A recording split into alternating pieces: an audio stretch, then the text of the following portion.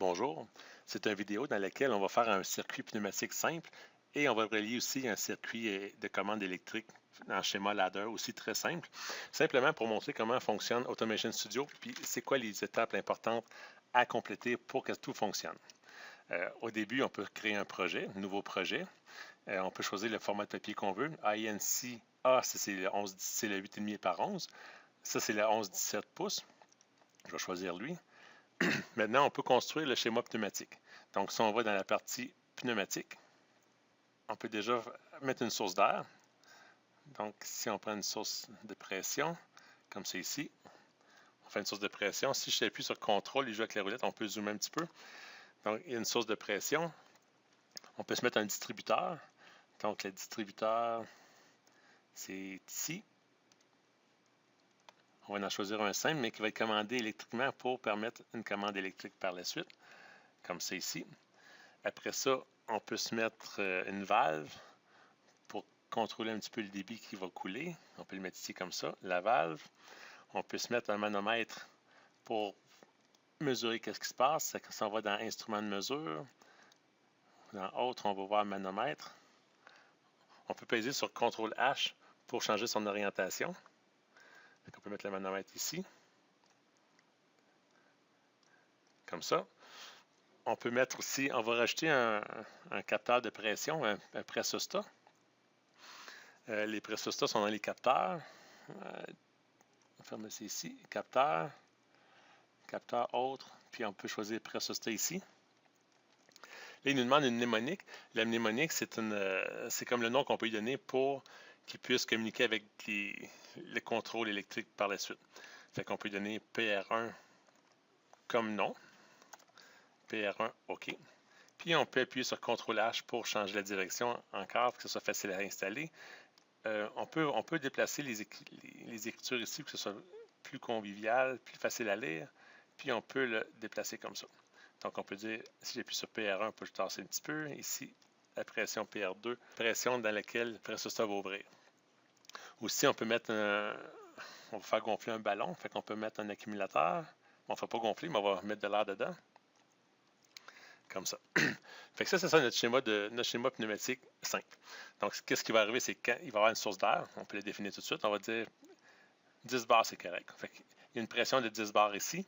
On peut dire que la pression d'activation, je vais recommencer, pour, pour avoir accès aux informations, il faut simplement double-cliquer avec le piton de gauche de la souris.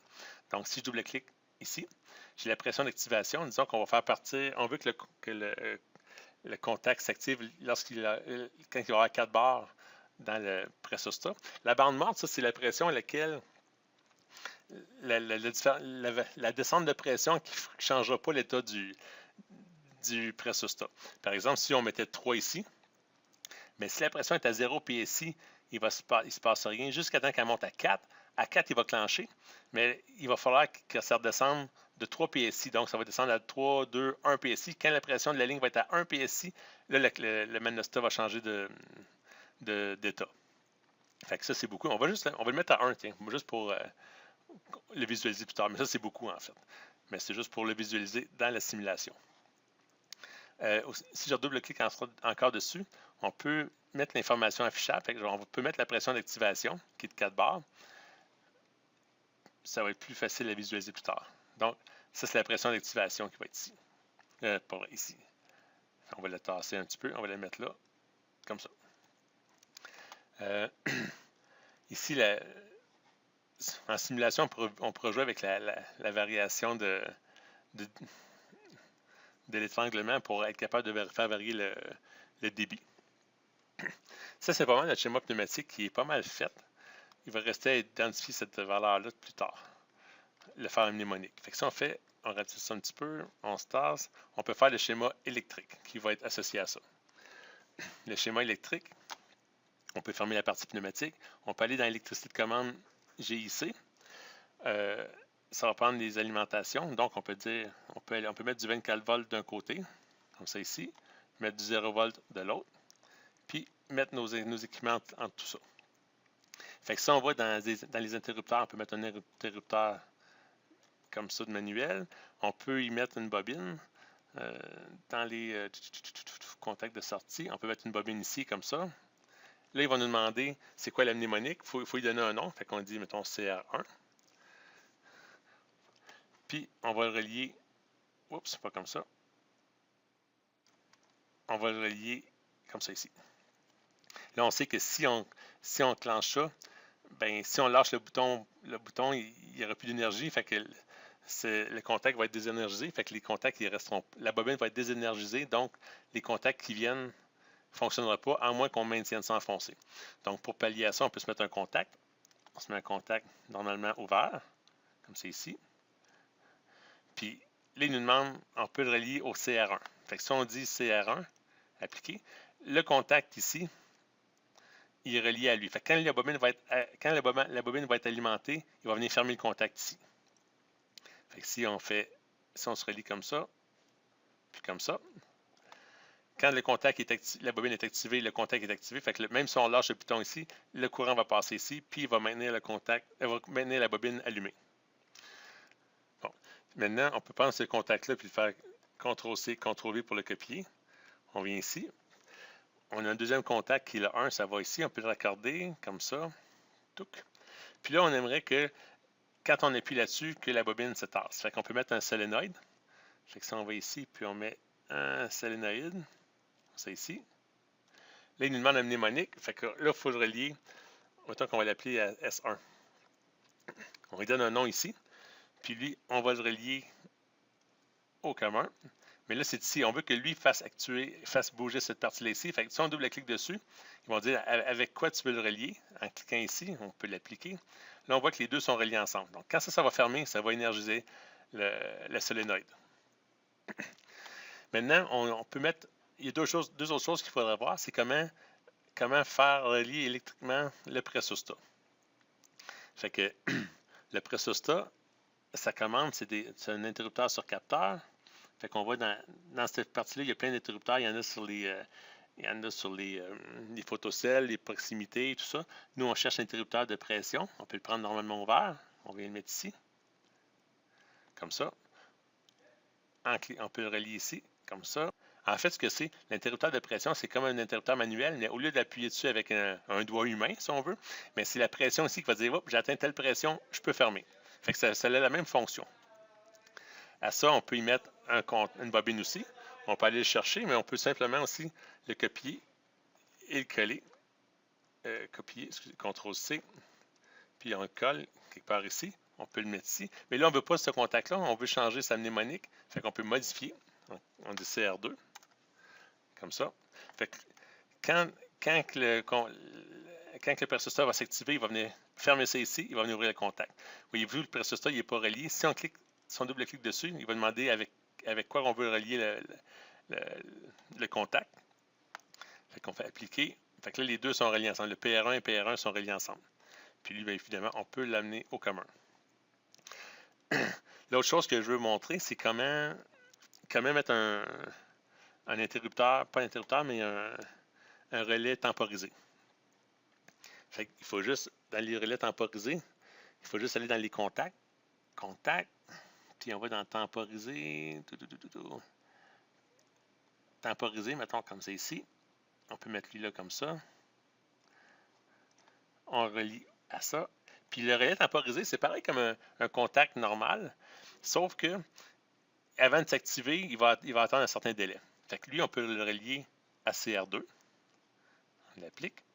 Donc lui, quand il va s'énergiser, il va dire viens fermer ça, mais lui, il va attendre un peu de temps avant de fermer. Combien de temps il va attendre? Bien, c'est nous qui le décidons. Données techniques, on peut dire attends 5 secondes avant de fermer.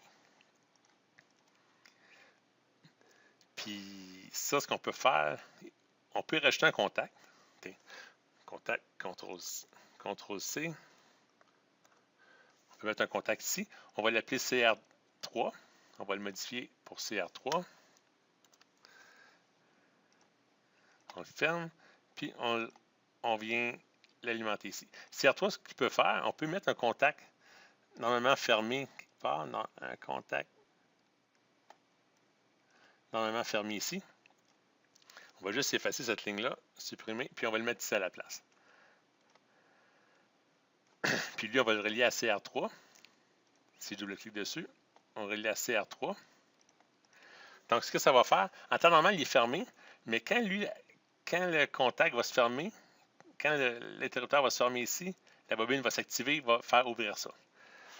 En fait, c'est pas mal ça le circuit. Ce qu'on peut faire, on peut le tester. Donc, si j'appuie là-dessus, le S1 va passer, l'air comprimé va passer par ici, et à un certain débit, il va venir remplir ça.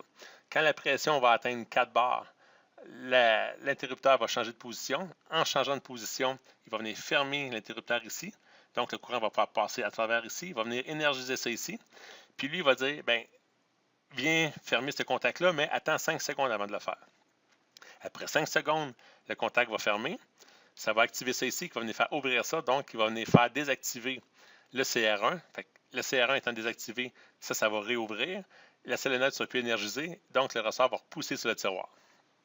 J'espère que ça va être clair. Donc, si j'appuie sur C ici, vous voyez le contact est fermé, tout est fonctionnel, le S1 est activé. La pression monte tranquillement. Là, on vise 4 bars, on peut monter un petit peu ouvrir un petit peu la valve pour que ça aille plus vite. Au bout de 4 bars, ça vient fermer. Ça vient de fermer ici, ça allait activer ça, mais ça va prendre 5 secondes avant que lui se ferme. Un coup fermé, ça énergise ça, le ressort il a poussé et l'air redescend. Hop, l'air ne redescend pas, parce que j'ai oublié de mettre un exhaust ici. Ça, c'est mon erreur. Donc, on va chercher dans la pneumatique. OK. Fait que là, il manque les exhausts, les échappements. Fait qu'on vient mettre un échappement ici. Là, ça va bien marcher. Donc, OK, on commence comme ça. On appuie sur ça ici. Le contact est énergisé. Ça ferme ça. Le S1 est énergisé aussi. Donc, ça vient pousser le distributeur. L'air comprimé monte en pression. Quand on va atteindre 4 bars ici, ça va fermer ici. En fermant, ça va venir fermer ce contact-là, dans pas long. Lui, il attend 5 secondes. Ben, il active lui, mais lui, il va s'activer juste dans 5 secondes. Au bout de 5 secondes, il ferme. Il vient faire activer lui qui fait ouvrir ça. Donc, tout s'ouvre. Puis là, la pression descend tranquillement. Lui, il va changer de position quand il va atteindre 3 bars. On l'a peut-être vu passer trop vite, là. Fait que ça, c'est à cause de la zone morte. On avait 4 bars, mais une zone morte de 3. On avait une zone morte de 1 bar, donc on est parti à 4. Fait qu'il a fallu qu'il attende à 3 pour être capable de changer d'état. C'est le principe de fonctionnement. J'espère que ça a été clair. Je vais mettre ce programme-là, je vais vous l'envoyer par Léa. Fait que vous allez pouvoir jouer directement avec, mais vous pouvez aussi le construire à partir de zéro selon votre choix. J'espère que ça a été clair.